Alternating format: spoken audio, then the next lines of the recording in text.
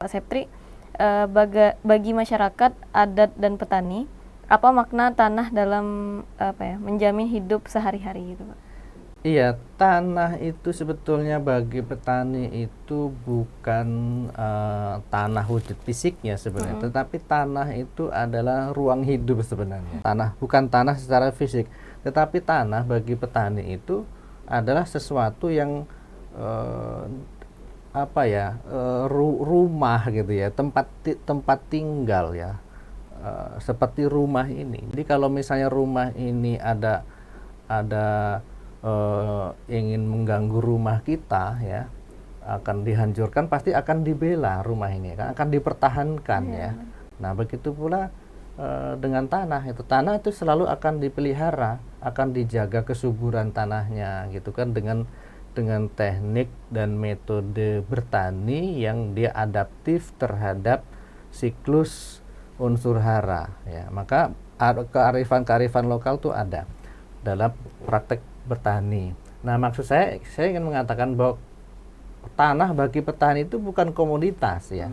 Bukan komoditas sebagaimana kita di kota gitu. Tanah itu diukur per meter, semeter harganya sekian, dinilai valuasi ekonominya.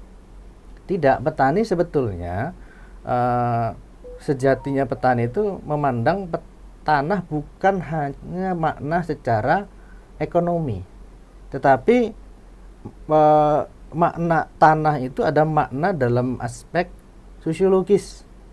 Ya, misalnya semakin banyak pemilikan tanahnya, dia kan biasanya status sosialnya tinggi. Nah, itu makna tanah dalam aspek sosiologis.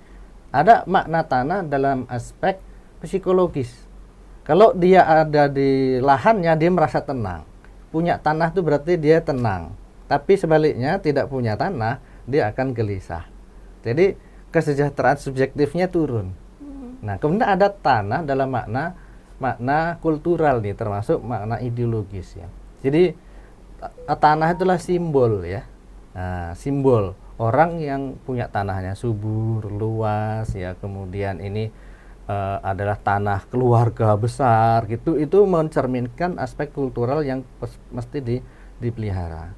Kesimpulannya, tanah itu sebetulnya adalah rangkuman dari banyak makna tadi. Ada makna tanah secara ekonomi, tanah secara sosiologis, tanah secara kultural, dan tanah secara ideologis. Jadi,